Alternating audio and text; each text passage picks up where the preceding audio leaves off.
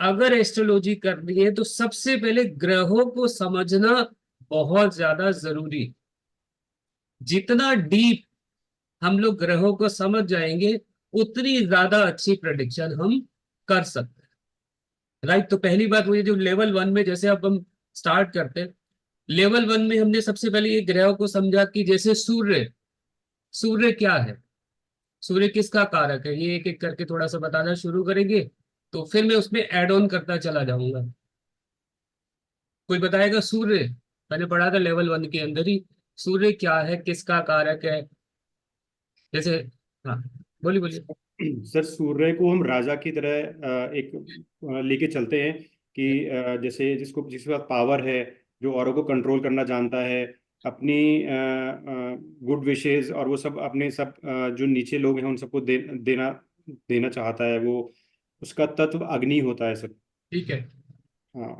और मतलब उसको मतलब बेनिफिट मतलब मोर ऑफ बेनिफिट्स मतलब सब देता है वो, मतलब कंट्रोल कंट्रोल चाहता है।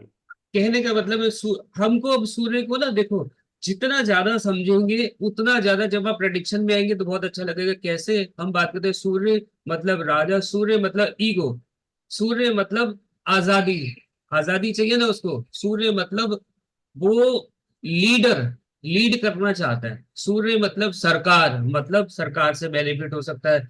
सूर्य का मतलब एक दो चीजें मैं और एक्स्ट्रा बता रहा हूँ। सूर्य का मतलब हेल्थ, सूर्य अच्छा है तो हेल्थ अच्छी होगी। और सूर्य का मतलब होता है रिदम। रिदम शायद आपने लेवल वन में नहीं पढ़ा होगा। रिदम से मतलब क्या है, नियम, या रिदम से मतलब है एक सर्कल से साइकिल की तरह चलना। जैसे सूर्य सुबह टाइम से निकलता है और टाइम से अस्त हो जाता है, वो अपने रिदम में चलता है। ठीक है, नियमों के अनुसार चलता है। और सूर्य जो है दानवीर भी होता है। जो राजा होता है ना, अगर वो खुश हो गया तो दान भी देगा। राइट। तो अब जब हम प्रेडिक्शन करेंगे, अभी मैं आपको से प्लेनेट बता रहा हूं, फिर हम चार्ट लेकर के फिर हम प्रेडिक्शन पे भी आएंगे। ठीक है। चलिए अब मून के ऊपर आते हैं। जैसे मून क्या है, चंद्रमा। सर रानी। बिल्कुल ठीक है, और आगे।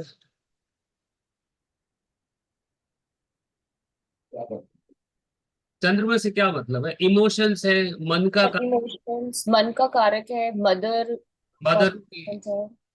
ममता, प्यार, हाँ, थॉट्स। लोगों की सेवा करने की भावना, है ना। जी। और सॉफ्ट हार्टेड, कह सकते हैं ना, जिसका मून है वो बहुत सॉफ्ट हार्टेड होगा। और मून अच्छा है तो क्या होगा, हैप्पीनेस। फोर्थ हाउस का भी वो है ना कारक, हैप्पीनेस। और इसके अलावा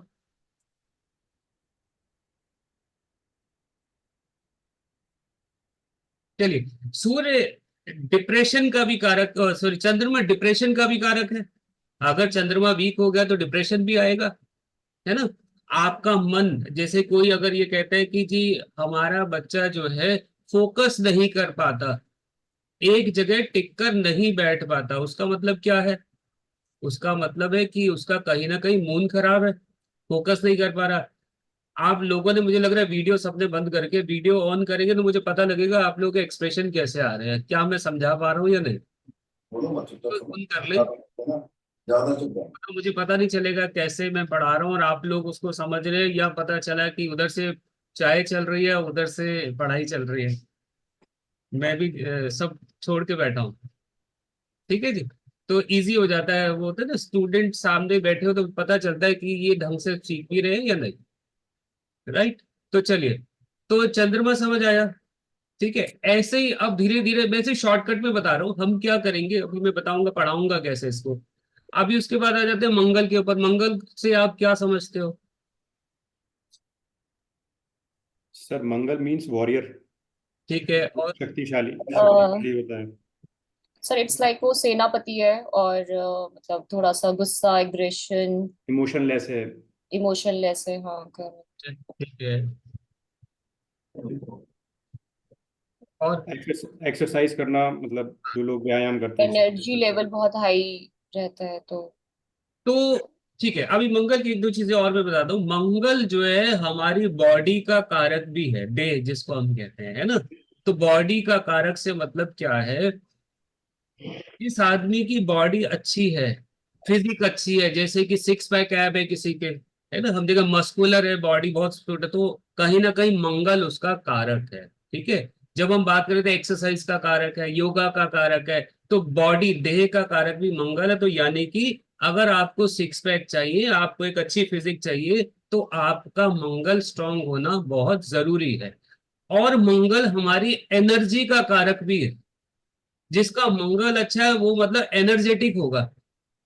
ये जो मैं अभी बता रहा हूँ ना सारी बातें, ये अभी हम कुंडली देखकर मैं आपको एक्सप्लेन भी करूंगा कि मैं ये जो बता रहा हूँ वो अप्लाई कैसे करते हैं। ठीक है, तो कहने का मतलब ये है कि अगर किसी में एनर्जी लेवल है तो एनर्जी लेवल किससे आएगा? मंगल से आएगा। अगर मंगल वीक है तो वो आदमी एक्टिव नहीं हो सकता, एक्सरसाइज नहीं कर सकता, वो थोड़ा जैसे कहते हैं यार ये ढीला आदमी है, मतलब वो मतलब ऐसे बैठा हुआ एक्टिव नहीं है। एक्टिवनेस आएगी मंगल से। Got it? तो ये मंगल भी है। इसके अलावा छोटे भाई का कारक भी मंगल होता है, तो मतलब वो छोटे भाई को भी देखेंगे। ऐसे बहुत सारी चीजें जो मैंने अभी क्या है, एक वो मैं पीडीएफ भी बनाना शुरू कर रहा हूँ, जो जो क्लास सीख रहे होंगे उनको हम वो भी शेयर करेंगे कि और किस किस चीज का कारक ये होता है, ताकि और हम डीपली जो प्रेडिक्शन करने जाएंगे तो हम इस चीज को समझ सकें। राइट, चलिए नेक्स्ट चलते हैं। उसके बाद बुध, कौन बताएगा बुध? सर बुध बच्चा है, वो चंद्रमा से उसकी बनती नहीं है। ठीक है। और सर, और ये हमारी बुद्धि का भी कारक है। अगर बुध अच्छा रहता है तो हम अच्छा बात करते हैं, खराब रहता है तो हम ओवर बोल जाते हैं। ठीक है। और सर याद बहुत था पर आपको देख के भूल गए।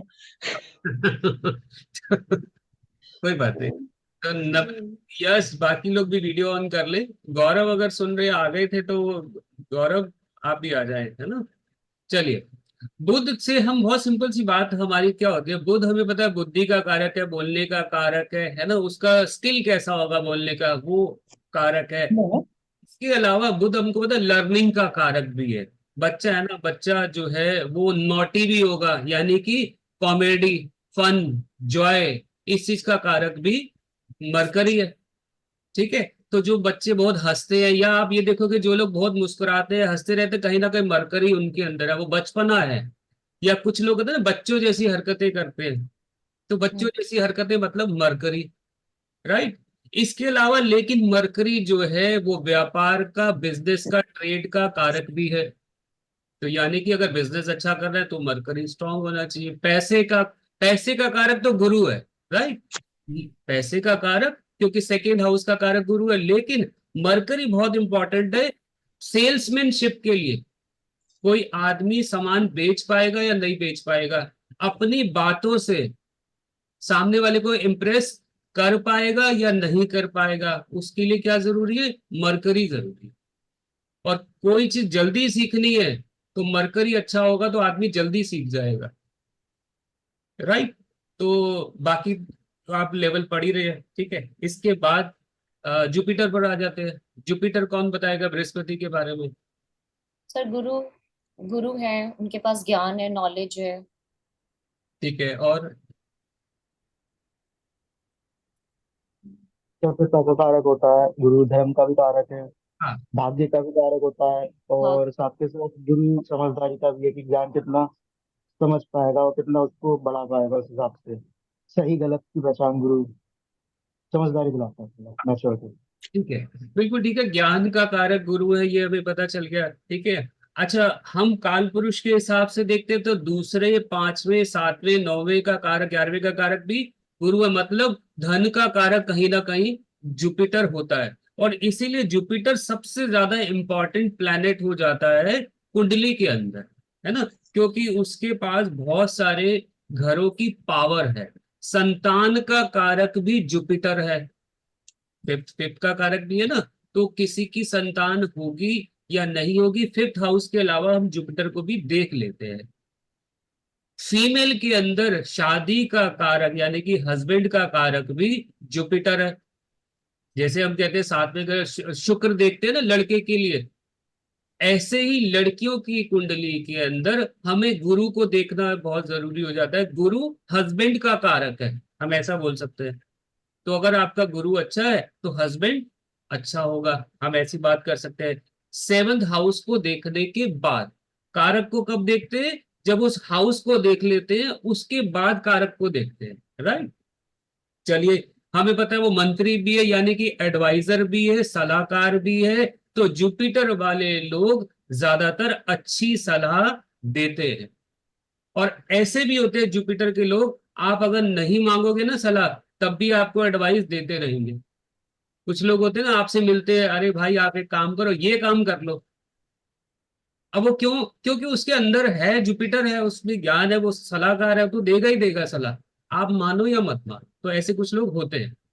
एनीवेज, चलिए वीनस पे चलते हैं। वीनस कौन बताएगा शुक्र के बारे में? सर शुक्र जो है विद्वान होता है, राजनीति के लिए अच्छा रहता है, मतलब रणनीति बनाने के लिए शुक्र सबसे महान होता है।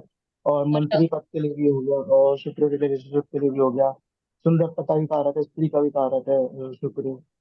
हाँ और अच्छे कपड़े वस्त्र वगैरह, अच्छे रहन सहन, गाड़ी वाहन, और ये आपके भूमि वगैरह, मतलब घर वगैरह, सुख का भी कारक है शुक्र। हाँ, ठीक है।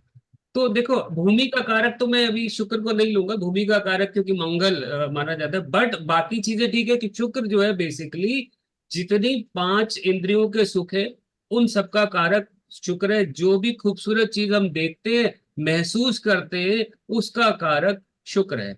और शुक्र आज की टाइम पर कलयुग के अंदर अच्छा होना बहुत ज्यादा जरूरी है। क्यों जरूरी है? आपको लग्जरी लाइफ चाहिए, अच्छे कपड़े पहनने हैं। उसके अलावा क्योंकि रिलेशनशिप का कारक भी शुक्र है, आपके रिलेशंस कैसे रहेंगे लोगों के साथ, उसका कारक भी शुक्र है। तो शुक्र का मजबूत होना बहुत ज्यादा जरूरी है, क्योंकि आजकल रिलेशंस में प्रॉब्लम आती है, राइट। तो बाकी तो हमें पता है लग्जरी सुख देगा, लग्जरी देगा, पैसा। पैसे के अलावा देखो, अब एक बात आ जाती है, एक हम बात करते हैं पैसे की। पैसे के अलावा लग्जरी, आप जो शुक्र है ना, वो आपको लग्जरी लाइफ तो दे सकता है। जैसे मैं एग्जांपल देता हूँ, शुक्र जो है एक अच्छा डांसर, एक अच्छा म्यूजिशियन भी है, क्योंकि आर्टिस्ट, क्रिएटिविटी, एंटरटेनमेंट का कारक भी शुक्र है। ठीक है। आपने देखा होगा बहुत से ऐसे आर्टिस्ट हैं जो बहुत पैसे वाले नहीं है, पैसे वाले नहीं है। सपोज करो एक आदमी तबला बजाता है या हारमोनियम बजाता है ऑर्केस्ट्रा के अंदर, मिक्का के साथ, समझो मिक्का गा रहा है, वो पैसे वाला है। मिक्का के पीछे कोई आदमी सिर्फ कैसियो कीबोर्ड बजाता है, बट उसका शुक्र अच्छा है, इसलिए उसको कीबोर्ड अच्छा आता है, म्यूजिक की नॉलेज है, और वो पूरी दुनिया घूमता है, फ्लाइट में घूमता रहता है, 5 स्टार होटल्स में आता जाता है, अच्छी अच्छी गाड़ियों में बैठता है, अच्छा खाना खाता है, 5 स्टार होटल्स में जाता है।